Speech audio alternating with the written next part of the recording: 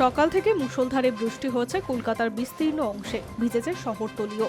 সপ্তাহের প্রথম দিনে বৃষ্টিতে বেরিয়ে বিপাকে পড়েছে সাধারণ মানুষ।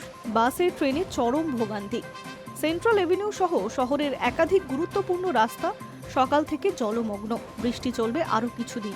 আবহাওয়া দপ্তরের পূর্বাভাস অনুযায়ী সারা সপ্তাহ ধরেই বিক্ষিপ্তভাবে হালকা থেকে মাঝারি বৃষ্টি চলবে দক্ষিণবঙ্গের বিভিন্ন জেলায়।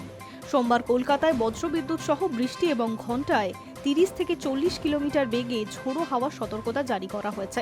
একই পূর্বাভাস রয়েছে হাওড়া, হুগলি, উত্তর 24 পরগনা, দক্ষিণ 24 পরগনা, বাঁকুড়া, পূর্ব বর্ধমান, বীরভূম, মুর্শিদাবাদ এবং নদিয়া জেলাতেও। দক্ষিণবঙ্গের বাকি জেলাগুলিতেও ভারী বৃষ্টি হতে পারে। মঙ্গলবার ভারী বৃষ্টির সতর্কতা রয়েছে 3 জেলায়: দক্ষিণ 24 পরগনা, পশ্চিম বর্ধমান এবং পুরুলিয়ায়। এছাড়াও বৃহস্পতিবার থেকে আবার কিছু কিছু জেলায় বৃষ্টি বাড়বে। বজ্রবিদ্যুৎ সহ বিক্ষিপ্তভাবে বৃষ্টি হতে পারে 2 24 পরগনা, 2 মেদিনীপুর এবং ঝাড়গ্রামে। এই জেলাগুলিতে ভারী বর্ষণ চলতে পারে রবিবার পর্যন্ত।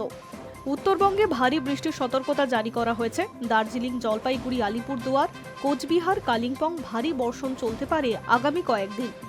জলপাইগুড়িতে শুক্রবার পর্যন্ত এবং আলিপুরদুয়ারে রবিবার পর্যন্ত সতর্কতা জারি করা হয়েছে। উত্তরের বাকি জেলাতেও বিক্ষিপ্তভাবে বৃষ্টি চলবে, তবে আর কোথাও আবহাওয়া সংক্রান্ত সতর্কতা জারি নেই আপাতত। হাওয়া অফিস জানিয়েছে, গাঙ্গেয় বঙ্গের ওপরে থাকা উচ্চ ঘূর্ণাবর্তের প্রভাবে রবিবার উত্তর পশ্চিম বঙ্গোপসাগর এবং পশ্চিম ও বাংলাদেশের উপকূলের ওপরের নিম্নচাপ অঞ্চল তৈরি হয়েছে। এর ফলে বাংলা, উড়িষ্যার সমুদ্র উপকূলে ঝোড়ো হাওয়া বইছে। হাওয়ার বেগ ঘন্টায় 35 থেকে 45 কিলোমিটার পর্যন্ত। সমুদ্রেও এর প্রভাব উত্তাল থাকতে পারে 1 জুলাই পর্যন্ত। মৎস্যজীবীদের সতর্ক করা হয়েছে আলিপুর থেকে। সোমবার কলকাতার সর্বনিম্ন তাপমাত্রা 26.4 ডিগ্রি সেলসিয়াস, যা প্রায় স্বাভাবিক। Hi news network.